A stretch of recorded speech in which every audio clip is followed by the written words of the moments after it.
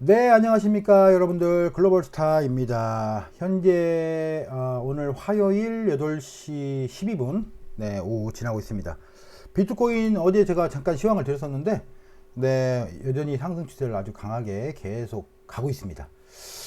이 제가 여러 가지로 볼 때는 네, 보통 어느 정도 상승을 단기 상승을 마무리하는 국면에서는 확장값을 조금 크게 보는 게 훨씬 유리하거든요. 그래서 어제 7만 3천 정도부터 7만 7,500 정도를 예상했었는데, 네, 제 생각에는 7만 3천은 무조건 넘어가는 걸로 보여집니다. 그래서 아마도 7만 7,300 수준 정도가, 예, 여기서 뭐 물론 오버슛이 조금 더 나오면은 뭐 8만까지도 뭐 찍을 수도 있겠는데, 예, 큰 폭의 확장값이라, 네, 여기 7만 7천 불 수준이 아마 일단은 네, 어느 정도 상승을 단기 상승을 마무리하고, 예, 단기 상승을 이렇게 마무리하고 뭐 이렇게 조정을 조금 하겠죠. 이런 식으로 예, 이렇게 조정을 좀 하는 그런 위치이지 않나 이렇게 저는 예상을 합니다. 네, 물론 이제 조정을 한번 들어가면 비트코인이 과거에도 이제 조정을 한번 이제 어느 정도 시점에서 조정을 들어가면 기간적으로는 예, 예를 들면 요런 때도 여러분 보셔봐요. 뭐 4월 14일에서 뭐한 6월 14, 요때는 한 두 달 걸렸죠, 두 달이. 예, 한 두 달. 또 요때 같은 경우도 한 대략 한 2개월. 예, 그 다음에, 이때, 지난번 ETF 승인 난 다음에는 1월 10일부터 한 1월 24일이니까 한 2주 걸렸고, 그죠? 그러니까 짧으면 2주, 길면 두 달. 예, 이제 그 정도의 조정 기간이 있을 거다. 물론 어떤 조정의 속도라든가 폭은 뭐 향후에 봐야 되겠지만 아직도 상승이 조금 더 이제 갈 가능성이 있기 때문에 2021년도 사례를 놓고 보면 만약에 중간에 이렇게 어떤 조정을 보였던 상승 중간에 조정을 보였을 때를 보시더라도 1월 8일에서 1월 27일 한 20일 그죠? 그 다음에 또 요때 조정을 보더라도 날짜가 대략적으로 2월 21일에서 2월 20, 이때는 한 열흘 정도 걸렸네, 열흘. 뭐, 이 정도. 네, 그 다음에 뭐, 어쨌든 조정을 한번 시작하면 그래도 어쨌든, 최소한 2주. 이때는 9월 7일에서, 9월 28일, 대략 한 20일. 예, 근데 이제, 어쨌든 조정을, 이건, 이제 단기 워낙 이격이 크기 때문에, 예, 여기 한 7만 7천, 뭐, 부근, 어라운드. 거기에서 조정을 시작을 하면, 짧게는 2주, 예, 조금 길게는 한 6주? 한 달 반? 예, 2주에서 한 6주 정도는 이제 반감기가 뭐 반감기 랠리가 사실상 끝나는 거로 봐야 되니까요. 예, 그래서 이제 그 정도 수준이 나오지 않을까 이렇게 보고 있고요. 어제 그저께인가요? 이 파이낸셜 타임스에서 몇 가지 의미 있는 얘기를 했는데, 그러니까 반감기 이후에 이제 이른바 채굴 보상이 많이 줄어들잖아요.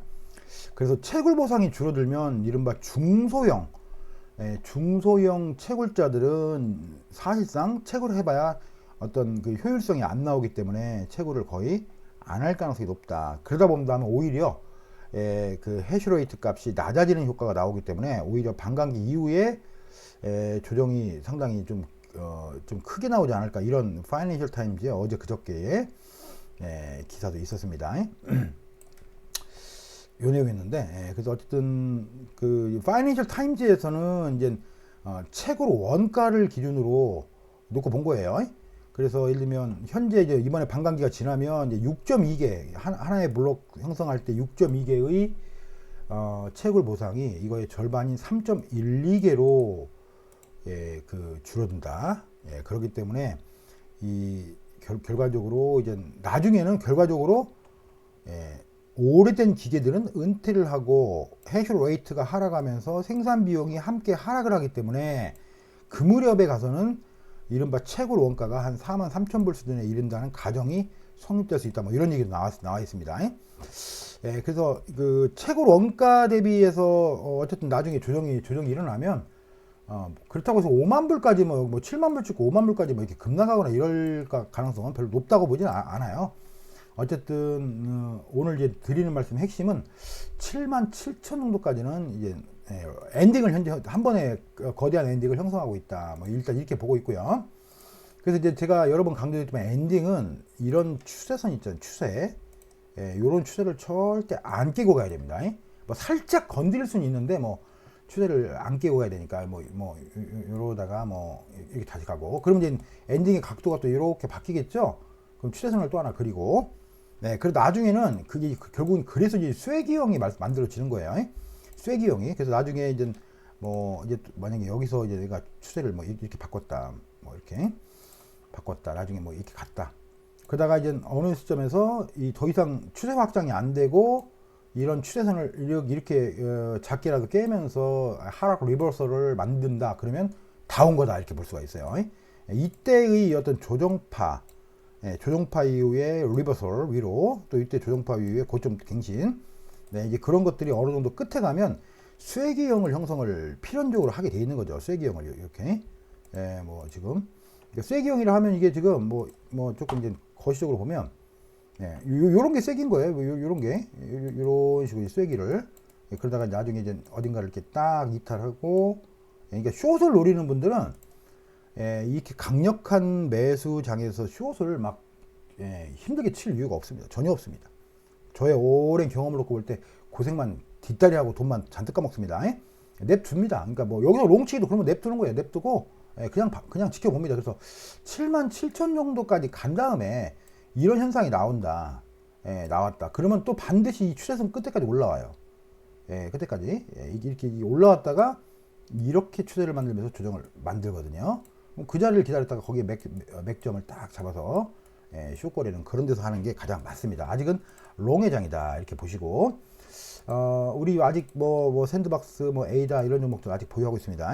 펌핑이 생각보다 좀 안 나오는데 답답하지만 그래도 뭐 토요일 대비해서는 좀 많이 올랐고, 에이다 같은 경우는 글로벌스타가 수도 없이 강조를 드렸던 대형주 중에서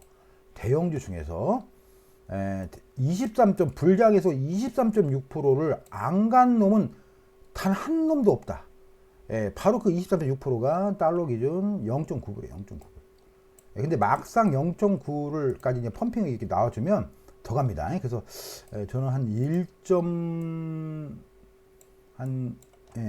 이렇게 하면 여기서 요 펌핑이 보통 이렇게 가게 돼 있거든요. 요 근처까지. 그러니까 한 1.02에서 한 1.15, 그 정도 수준까지 에이다도 반드시 펌핑이 나온다. 그러면 현재 뭐 오늘 태도 환율이 1390 얼마다? 1398이다. 곱하기 1.12다. 그러면 에이다 한 1.12, 맞죠? 1.12 정도, 한 1,500원. 그 다음에 조금 덜 간다. 1.02 곱하기 뭐 1.98 하면 한 1,400원. 그러니까 에이다도 현재 지금 1,000원 초반이죠. 그래서 한 40~50%의 최소 펌핑은 여전히 기다리고 있다. 이런 의견을 강력하게 드리는 바입니다. 아무리 모자란 놈도 남들 다 가는데 지들만 안 가지는 않습니다. 여러분들.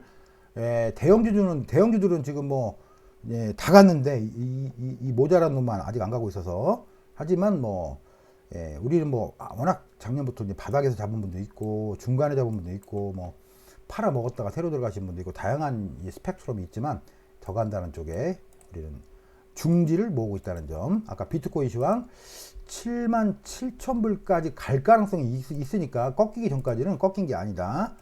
그래서 이제 에이다를 위시한 뭐 여러 아직 안 간 뭐 샌드박스 이런 알트들이 조금 덜 가니까 조금 답답해 하시는 분들, 뭐 다시 이제 뉴욕장 되니까, 여러분 뭐 비트코인 여기서 빠질 그림은 아니잖아요. 수렴하고 쳐 올라가는, 지금 얘기하다 보니까 또 올라가네요. 그래서 이렇게 거대한 쐐기형을 만드는 흐름이니까 걱정하지 마라.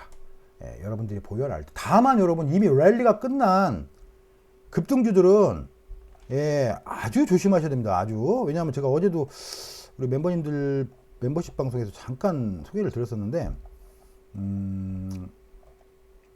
그 2021년도 사례 있잖아요, 여러분.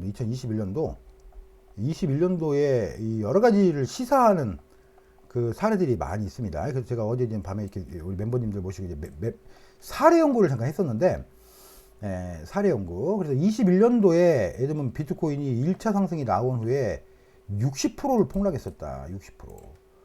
60%. 근데 이번에는 다르다. 이번에는 그때는 ETF도 없었고 기관도 없었기 때문에 이번에는 한 23%, 25% 수준의 조정이 나올 가능성이 높다. 저는 이렇게 보고 있고, 여러 랠리들이 있었는데 이 왼쪽 차트와 오른쪽 차트를 볼 때 종목마다 좀 달랐어요. 그 당시에 예를 들면 뭐 알고랜드 이런 애들은 이렇게 이제 비트코인이 한번 조정 주고 더블 탑스 전고점을 넘길 때 그래도 얘는 올라갔다. 이제 못 갔는데 맞아. 네오 같은 놈들은 비트코인이 이렇게 V자로 반등할 때 이 새끼들은 그냥 이지랄 해버렸다. 그러니까 종목을 잘 고르셔야 됩니다, 여러분들. 나중에 2차 랠리를 노리려면. 리스크 같은 개 잡주들은 비트코인이 이렇게 V자 상승을 했을 때 거꾸로 뭐 펌핑 앤 덤핑으로 이지랄 했고요. 그죠?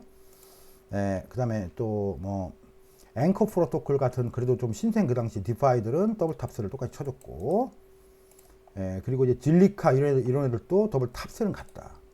그 당시에 여러 가지 종목들. 이더클 같은 놈들은 똑같이 요렇게 이렇게 올라갈 때 이 새끼들은 이렇게 하고 이지랄 했다. 그러니까 종목마다 아주 양상이 많이 다릅니다. 도지 같은 놈들도 비트코인 이렇게 21년도에 이렇게 올라갈 때 도지 이지랄 했다. 그러니까 굉장히 급등 펌핑한 놈들은 무지무지하게 조심하셔야 돼요. BNB 같은 경우는 뭐 아주 양호해진 게, BNB가 제가 200달러부터 아주 강력 추천했는데 최근에 500달러 넘었잖아요, 여러분들. 작년에 뭐 몇 개월 안 돼요. BNB 그 추천드리기 1월달에 추천드렸고, 이오스 같은 놈들도 이렇게 비트코인이 이렇게 올라갈 때 이지랄 했다. 이지랄. 이게 종목을 굉장히 잘 고르셔야 한다는 점을 2차 랠리를 준비하시는 분들은 상당히 그 점을 유념하셔야 된다. 이 말씀까지 한번 같이 들었습니다. 성투하시기 바랍니다. 감사합니다.